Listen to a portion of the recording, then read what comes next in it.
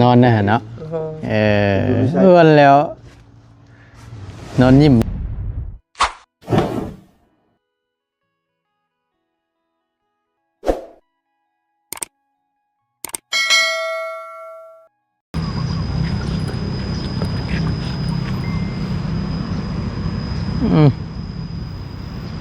ไหลอย่างนอกพี่น้องเลยว่าถึงใดว่าถึงใดพี่น้องเนาะเมื่อคืนนี้ว่าสิซักผ้าบ่ตูนก็ได้เพราะว่ามีติมชิมอยู่มอเตอร์บ่ทำงานเป็นอย่างดีบาทนี่ว่าพี่น้องเครื่องซักผ้าบ่ตูนบ่ฮู้ว่าส่วนใดนี่มันตายเนาะมาพี่พ่อใดอีกบาทนี่พ่อมันมอเตอร์น้ำอีกพอดีทางบ่ตูนก็ได้เข้ามาพี่แหละพี่น้องเยี่ยมยามตามข่าวทางพ่อใหญ่ยาวเพิ่นก่อนเนาะมาเห็นก็จะมีแต่เครื่องไม้เครื่องมือเพิ่นเต็มอยู่เนาะมาเยี่ยมเบิ่งทางลูกชายแล้วก่อนพี่น้องเป็นจังไดแน่เนาะณตอนนี้หลังจากที่ทางพ่อใหญ่ยาวเพิ่นได้เอามาเลี้ยงทางบ่ตูนก็ยังบ่เห็นจักเทื่อหรอกพี่น้องทางบ่ตูนสิอันนี้พี่น้องสิเข้าไปเบิ่งก่อนเนาะกะสิมืดแน่นิดนึงเอาก่อนเดินพี่น้องกราบทักทายสบายดีและสวัสดีพ่อแม่พี่น้อง FC เบิดสุขุสุคนเด้อพี่น้องเด้อเนาะมื้อนี้ก็ได้ออกมาเวียกเมื่อวานนี่ก็ลุยจนค่ำจนมืดปั่นกันในไต่คันหน้านี่ก็ได้ป๊าดต่อพี่น้องถือว่าเอาเรื่องอยู่10ปลายคันรถเข็นที่หลุมใหญ่ๆเมื่อวานนี่เมื่อยว่าซั่นป๊านอนอากลากพี่น้องเมื่อคืนนี่ เมื่อยแต่เมื่อยว่าบ่ไหวเกินพี่น้องป้านแล้วป้านอีกป้านมองนี่มาขาดมองนี่อุดมองนี่มาขาดอยู่มองนี่มันหลดโป้จักสิว่าได้ขาดที่พื้นที่บ่ตูนสิปะเลยบาดนี่พี่น้องเอามีแต่สิวางกระสอบเลี้ยงไปแล้วก็เฮ็ดน้ำไหลมากมันล้นไปเลยก็มันจบบาดนี่บ่ไหวเมื่อยแฮงปีนี้ป้านแต่ข้างหน้าปีนี้บ่เฮ็ดหยังดอกไว้เอาเดี๋ยวเยี่ยมยามทำข้าวก่อนพี่น้องเนาะโอโลโปข้าวอยู่จะว่าจังใดอันนั้นก็ได้ลูกชายบ่อยู่เฮือนบ่หรือว่าใดๆเนาะยันแม่นอยู่ตามเบิ่งไปเดี๋ยวเข้าไปเบิ่งพี่น้องมาพี่น้องโอ้สูงต้องยึงอยู่เฮือนเรานี่ค่ะเนาะข้างแน่ดิอันนี้ได้เข้ามาหลวนเติบแล้วบ่ตูนก็ได้เบิ่งมาเยี่ยมยามตามข้าวเบิ่งก่อนเป็นยังไงเนี่ยใส่เจไดโอ้พุ่นเนาะ เอ้ยใส่คือมิดดิมชิมอยู่บ้านนี่ลูกชายก็นอนบ่แม่รับจ้อยเอ้ยเนาะนี่ตื่นแล้วท่วงแล้วตื่นช่ำบ้านนี่เอาพอดีเข้ามาฟังกันก็บ่ได้พี่น้องลงมาแล้วบ่มาขึ้นทั้งด้านหน้าไปแหละชื่อน้องลักกี้ว่าซั่นครับประเทศทางตัวนี้พี่น้องยังบ่ทันได้นั่นอยู่เนาะก็ลงมาฮอดพี่บาทนี่โอ้เติบนึงแล้วบาทนี่เบิ่งก่อนเบิ่งน้ำกันก่อนคือแบบนี้ไว้สวัสดีลูกสวัสดีลูกสวัสดีลูกนี่ไปดีตะกี้สวัสดีลูกฮะยังเอายับขึ้นอีกหนึ่งก็คือค่อยแท้หัวเพิ่นเบิ่งลูกเบิ่งโอ้ย1 2ยิ้มมึงดูนี่สวัสดีลูกสวัสดีลูกมาคอคือทั้งเทิงคือทั้งนี้คือว่าโน่นกว่าทั้งคอเลยค่อยนะมาดูแล้ว1 2แข็งกา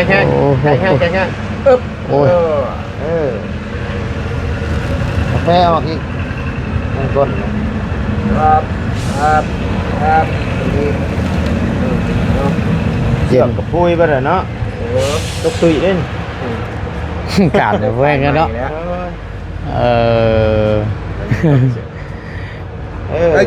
ใหญ่แล้วเอานอนกักเจอเฮ้ยก่อนนอนนมกับแม่ไม่ได้ถือช้ำว้าวลงหาก็ขึ้นมาแต่ดำหน้าปรับอันนี้ขอโทษอันนี้ได้อย่าไปอย่าได้หรอกฮะ เอ้ยเนี่ยมึงขักก็เห็นหุ่งได้บาท เห็นคนละบ่ เห็นแล้ว เฮ้ยเนี่ยไอ้กี้ไอ้กี้เตือนเอ้ย กินข้าวสิได้แลกบ่ เพิ่นว่ากินข้าวน้ำเนี่ยแล้วมื้อละข้าว ซื้อ อ รายเดียวแล้วก็บ่ได้ซื้อมาครับ อืม เพิ่นนะตอนบ่ายๆเลยอาบน้ำก็กินแล้ว2-3 เริ่มคุยแล้วเนาะ แม่น เริ่มอันละเริ่มอ้วนแล้ว นะ อ้วนนะ เริ่มเกี่ยมตะมุยอยู่เอ้ยแล้วจะเลือนนั่นนี่นะ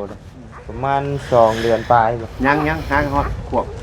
ฮะ น้องสุกได้2 เดือนแล้วบ่ฮอดแล้วบ่ฮอดวานนี่ เอาใช้แม่ไปใช้น่ะ ยังถ่ายเครื่องเพิ่นลง อ๋อ ลูกบ่ลูกบ่นี่บ่ อืม เดี๋ยวลูกบ่โอ้ยมือตาแล้ววานนี่ว้าบามาลูกบ่ เดือนกับลงมือ 2 เดือน1มื้ออืม ก็แม่บ่แล้วเราบ่ใส่เครื่องแล้วบ่เอ้า เอาให้เพิ่นนอนอยู่หั่นแหละ อืม นอนเนาะบ่ลุกกระยาเนาะ ลุกบ่อยากลุกบ่เอาเพิ่นลุกก็ได้เพิ่นลุก อะไร อืม ใช่แล้วบ่ออกมา โอ้อย่าช่วยเอ้ยอยากลุกแล้วเนาะอยากลุกแล้วนี่น่ะเอ้ยเพิ่นกินข้าวแล้วบ่ซะแล้วลำหน้านั่น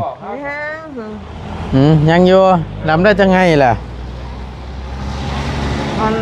มันยอดเอาเลยน้ำทำพวง เพิ่นหยอดเอาน้ำโอ้ยเย็นจ้วยๆคักปัญญังบานนี่ นี่หมักอุ้มเนาะอุ้มลายก็ติดมือวางบ่ได้เล่นนี่ก็ว่าอุ้มลายก็ได้เนาะอุ้มลายแล้วติดมือลักกี้ว่าติ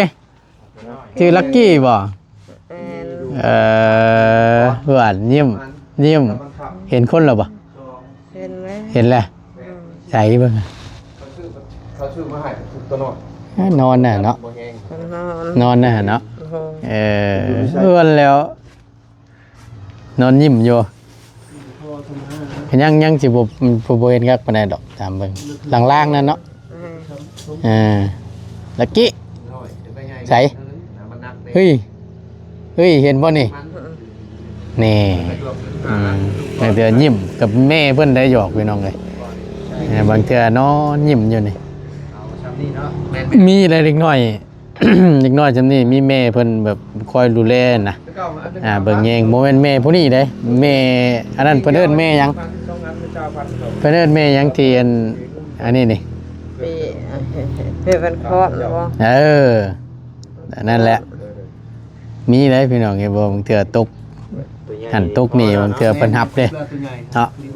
เป็นแต่เจ็บก็บ่ได้เจ็บเด้คือเฮานี่บ่ได้เดี๋ยวนี้ตกลงแม่นแข้งหักโลด ก่อนนี่มีแต่ว่า โอ้ยยามมันชินก็ให้อยู่บ่ ให้ ได้พาไปเป่าอยู่บ่ เปล่าอยู่ เป่าอยู่โอ้ย ดีเด้ บ่หยอกก็เชื่อกะเนาะบ่หยอกก็เชื่อกะถามเชื่อกะให้แต่เฮ้ย งมมาไม่ได้ถือมาจับไป เอ้านุ่มบ่พูดเอามา เลย อ้าวช่างว่าแต่บ้านนี่อยู่เฮือนบ่มีบ่ ว่ามีอะไรหมดกระเป๋ามา เอาไปพุ่นเบิดเลย เลย เฮ็ดได้สันบ้านนี่ ใช่คือว่าไปเฮ็ดเพื่อนน้องอู เนาะ แล้วจ้อย แล้วแล้วบ่ พ่อแต่มุ่งชื่อเลยไปเฮ็ดกับลุงเลย เนาะ ได้เงินผู้หนึง2 ล้านกว่าผู้นี้มาเสียค่านี่แน่ค่าดาวแน่ ฟัง ผู้นี้ไปลงนะอันซื้อน้ำมูกน้ำมันลงใส่หน้านี้ ใครเป็นอะไร ผู้นี้ชายนี้ เครื่องอุปกรณ์บ่ครบ แต่ละมื้อเบิดเงินน่ะ ขาดหยังน่ะบานพับ มันพับนะเพิ่นบ่บอกเงินน่ะนะเลยว่าสิไปชื่อมาให้เพิ่น คิดว่าชื่อมาคิดว่ายังบ่ทันติดไว้นะเฮาว่าเบิ่งแล้วเอาเบิ่งคิดว่าตัวเองก็มีแล้วมาประกวดเบิ่งว่ามันเพิ่นบ่ถือกัน ก็เลยบ่พอซ้ำบาทนี่โอ้ยเนาะ คิดว่าเพิ่นสิเอาแต่นี่น่ะแบบครบ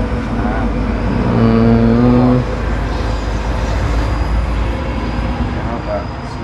ผมพาไว้แล้ว เอาเดี๋ยวเขาชื่อมาให้ เลย จักบาทนั่นน่ะ 5 5 บาท แม่นเอาซื้อมาแล้วทีใส่ตัวนี้แล้วทีเบิดก้อนเลย ดุนเกรดเอได้นี่นะ เนาะแพงเท่าไหร่ใบนึงเท่าได้อยู่พี่ แสนปลายต้องบ่ได้200,000เก่าบ่ 2,900,000 โอ้ 300,000นะนะสี่ใบ300,000 หนึ่งมันใบใหญ่เนาะ เป็นช่องน่ะ มันแพงน้ำตัวนี้แหละถ้าว่าเป็นลายตัดชี้กับสิบ่แพงตัดแบบ ว่า คือ ตัด สิ กับซูชิตัวบ่ ตัวนี้700,000แต่ แสนที่หลายพัน ใบตัวนี้บ่ ใบละ750,000 อืม 700,000 จริงตามลายคือว่าน่ะเนาะ มันเป็นช่องหน้าเลยมันช่องหน้าเลย แม่น ใส่ข้างในก็ได้ โอ้โหดเด้ยอ๋อพี่ก็มี มันเป็นช่องหน้าเขาใส่ทางใดก็ได้ ทางไหนก็ได้เนาะ แม่น อืมมันแม่นเด้อคำว่าแพงเด้อคำว่านั้น นาแน่มันเกิดบ่คนใด คำใบแบบธรรมดานี่ก็บ่ฮอดพุ่นหรอก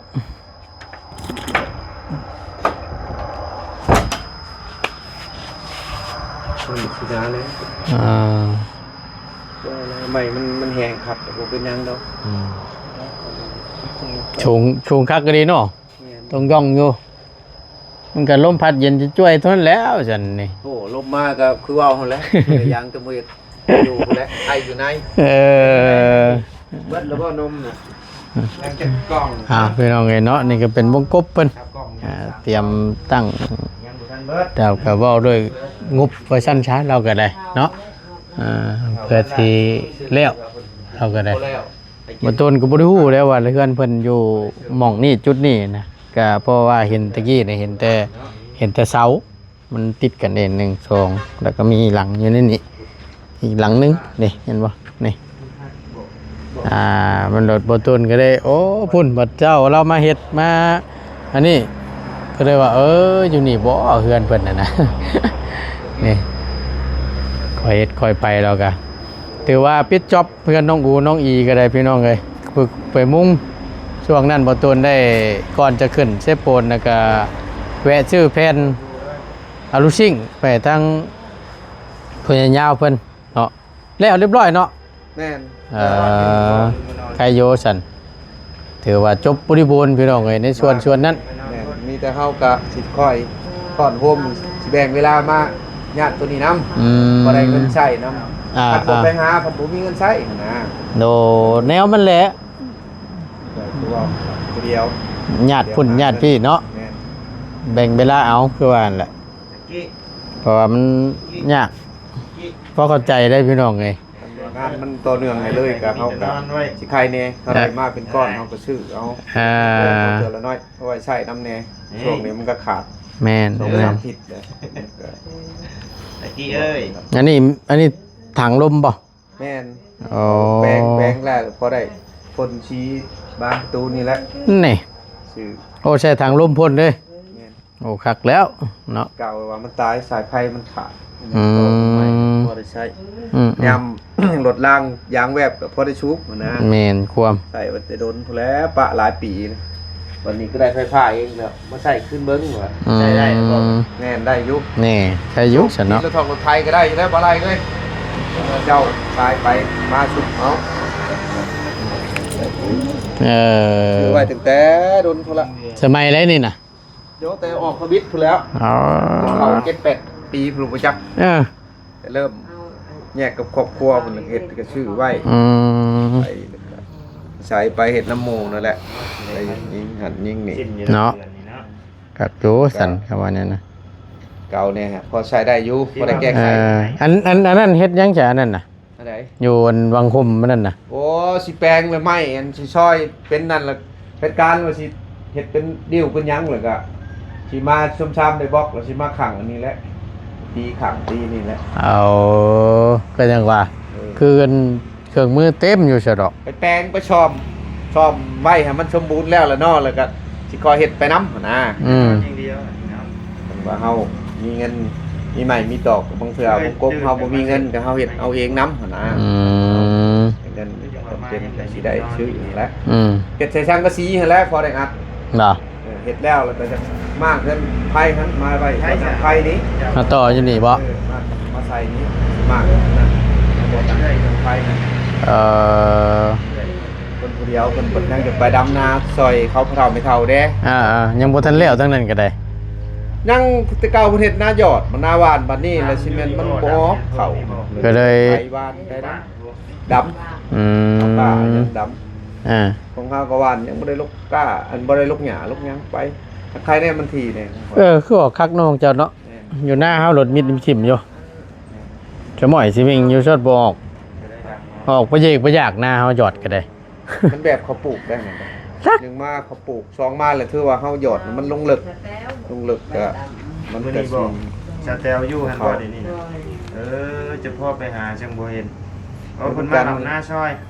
อื กูมีดอก ม เพิ่นน่ะญาติ เอาเพิ่นไปช่อย แม่น อย่างพอดบ่ไล่เล่นว่าสิเข้าไปเยี่ยมอยู่ อืม บ่พ่อเพิ่นโอ้เพิ่นอยู่หั่นเดี๋ยวนี้เนาะ แม่น ก็ดีละเนาะใครก็อยู่ซื่อ เพิ่นนับถื คือว่าอันละ ผมมีข้าวน้ำแรงง่ายพอได้เพิ่นตักให้ ๆอืม ปัดเฮาไป ได้ก็โตแล้วบัดนี้เนาะ แม่น ทาง เอามีแต่ว่าถามทั้งพ่อใหญ่ยาวก่อนพี่น้องเอ้ยมาพี่พ่อใหญ่ยาวอันผู้ดีว่าบ่ตูนนี่พี่น้องเอ้ยอันนี้ไหลปั๊มน้ำน่ะเครื่องตัวปั๊มตัวต่อเครื่องซักผ้าเอาว่าสั้นซะอยากถามเกี่ยวกับความรู้เพราะว่าเราเห็นเราชอบมันบ่ทำงานไผน่ะเข้าอยู่หากแต่ว่าปั๊มบ่ทำงานไหลน้ำบ่ทำงานแต่น้ำก็ออกค่อยๆมันเป็นเพราะหยัง อันนี้นี่ หนึ่ง เฮากวดเบิ่งก้อนเกลือเพิ่นตัวปั๊มน้ำที่ว่าเฮาอันตัวใดตัวจุ่มบ่หรือว่าใด บ่ได้ไหลอันเครื่องตัวที่ว่าเฮาอันเครื่องซักผ้าเฮาต่อพวกน้ำพวกหยังนี่แหละบ่แม่นได้ปั๊มตัวที่ว่าปั๊มน้ำขึ้นมาน่ะแต่นั้นตัวนั้นต่างหาก ตัวเครื่องตัวสักผ้าคั่นเนาะ แม่น สักไผจะเข้าอยู่แม่นบ่ ไผเขา แต่ว่าแต่ว่าพัดลมเป็นหยังมันหมุนๆได้นี่อันนี้ โอ้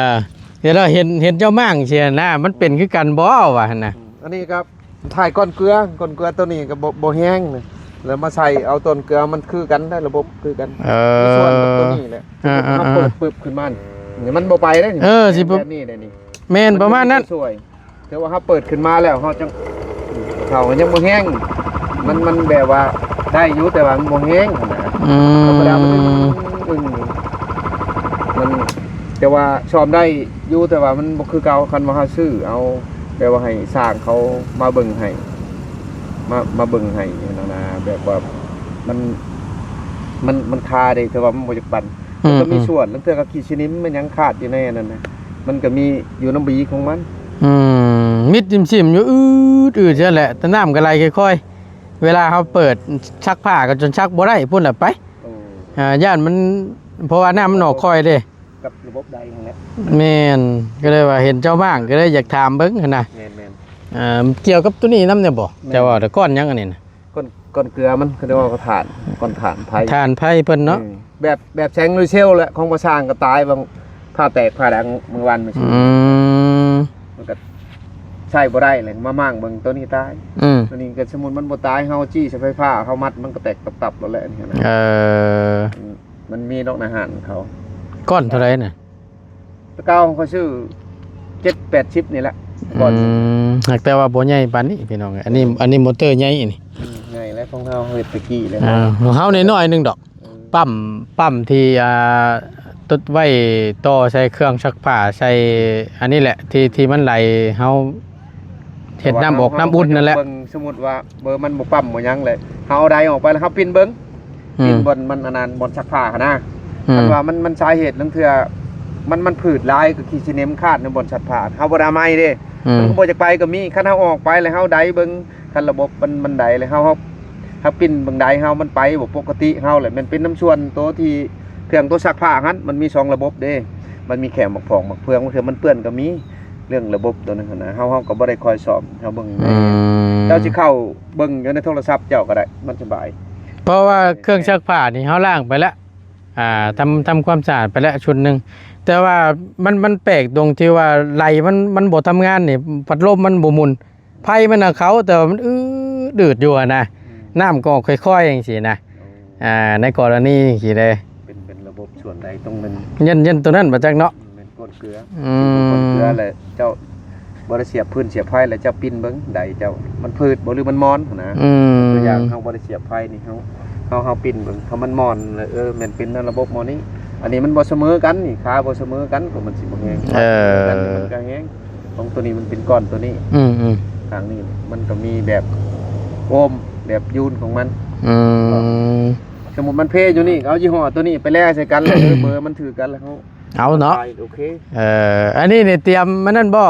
ผ้าไหม เฮ็ดอันนี้แล้วเฮ็ดขอบบ่ขอบบานสิอัดเฮ็ดพอได้ขังเพื่อเฮาสิหาบล็อกมาก่อมาจั อ๋ ง อ ก็บ่ได้ย่ำพ้น อ๋อแบบสั้นบ่ แม่นเฮ็ดไปก่อนใช้ไปก่อนลองเบิ่ง โชว์ข้าวไปก่อนเนาะ แม่นแก้ไขเด้ อืม เฮามีงานเฮาไปเพื่อทอนเงินได้ มันก็งานเฮาคือเว้าหั่นแหละ อืม จังได้เฮ็ดเทื่อนึง เห็นอ ได้ ยู่ มาก็งานมาผัดบ่สูงเด้ อ่า ทำกัน อ๋อตัวนี้ แต่บอลลี่เพิ่นโทรมาว่าถามมึงราคาว่าพอสร้างเงินรายบันไดตัวก่อตัวหยังก็เห็นอยู่เพิ่นคำถามอยู่ เพื่อนน้องอีเห็นบ่ แม่นเพิ่น โอ้ ได้งบบ่หลายเพิ่นยังว่าสิซื้อบล็อกเข้ามาก่อนเพิ่นว่างบ10,000นึง ว่าพอก็ไล่เบิ่งก็มัน จักเสียนอันใดน้ำมูกน้ำมันที่อยู่กูมือนี่ก็พอก็ว่าเอาน้ำเพิ่นน่ะชิมหาคันว่าพอว่าบ่มีนั่นก็ลดลงอีกก็ได้พอก็ ก็บ่ ก็แล้วเบิดนั่นแหละมันมี2ห้องไล่2ห้องก็เป็น3ห้องเลยมัน เพื่อน2ห้องจ่อเด้ก็มันก็บ่สูงบ่ต่ำเด้มันตัวนี้เห็นทางออกตัวนี้ก็ช้ำห้องนอนนั่นอยู่นี่1ห้องนอนนี่อันนี้ก็ห้องนอนเข้าไปนี่มันก็มีวงกบอีกมันก็ไล่1 2 3ไล่3ห้องคือเก่านี่ต่อแต่เฮ็ดห้องโถงห้องน้อยๆนี่ก็มันนั่นๆทางขึ้นนี้มันเป็นเสาเก่าต้นเด้เบิ่งนั่นแหละ ได้นะหมื่นหาติ แม่น เฉพาะก็เนาะ ก็เสร็จชัดอยู่คนละ เอาเพื่อนน้องอีพี่น้องนี่ แม่น ที่บ่ตูนชื่อแผ่นลูกชิงไปให้แหละ มาใช้สื่อมันยังหลายอย่างต้อง อ่า ปุ๊บเล็กอีกเดี๋ยวเพิ่มอีก หลายคือว่านั่นแหละ โอ้เฮ็ดเฮือนของมือนี่คนบ่สร้างจนคิดบ่อยากออกได้ท่านบ่ญาติชื่อตอนนั้นนั่นแล้ว อ่า ชื่อหันชื่อนี่ แม่น เฮาอยู่กินแต่ละมื้ออีก มาบัดตัวเองบัดเฒ่าเลย อ่า มันหมู่มาขายก็อดหลายผัดเมื่อย แม่น ต้องได้ชื่อกินน้ำนะ ธรรมดาแหละแบ่งไปนำชื่อน้ำมันแหล้วไอ้ได้ซั่นเนาะ จนไปหาดำนา2 มื้อ 3 มื้อแย่ว่าโอ้ยว่ะบ่มีคนจ้างบ่ไปแล้วเมื่อยเลยพุ่นนี่ว่ะกดเอาก่อนเฮ็ดเฮือนเจ้าไปนํก่อน เพื่อนเดินไปจ้ะนี่ก็คักแท้นี่ ตัวนี้เดินลุงเพื่อนหลังนะ โอ้ ออกมาจากเขาอีพ่อนี่แหละ ๆ เท่านี่แหละ ๆพี่น้องเดี๋ยวมาตุนเอาจ้ามให้ทั้งนี่ก่อนบ่แม่นจ้ามหรอกปิ้งเครื่องในไก่เนาะซื้อมา50,000พอได้กินเนาะให้ทั้งเราพอได้กินได้หยับกับข้าวช่วงสวยฉันซะอึ๊บโอ้ยเอาบ่มีหยังมาฝากมาต้อนได้มีแต่เครื่องในไก่เด้ เลย พอได้กินเด้อหลับหน้ามาเมื่อย เลย โอเคเนาะหายว่าเจอเริ่มมากินเด้อ เอาโอเคพี่น้องเอ้ยไปทั้งประตูนก็จะได้ขอตัวล่ำลาก่อนเนาะอยู่ดีมีแห้งขอบคุณในไลน์เนาะประตูนก็มาเยี่ยมยามถามข้าวทางน้องอย่างน้องลักกี้จะบอกขึ้นอีกพี่น้องเลยตั้งแต่เรามาประตูนก็ยังบ่ได้เคยกลับมาถ่ายจักเถื่อก็เข้ามาเป็นครั้งแรกกว่าสั้นซะเนาะเอาอยู่ดีมีแห้งโชคมันร่ำรวยสำหรับคลิปนี้ประตูนลาแล้วสบายดีเด้อ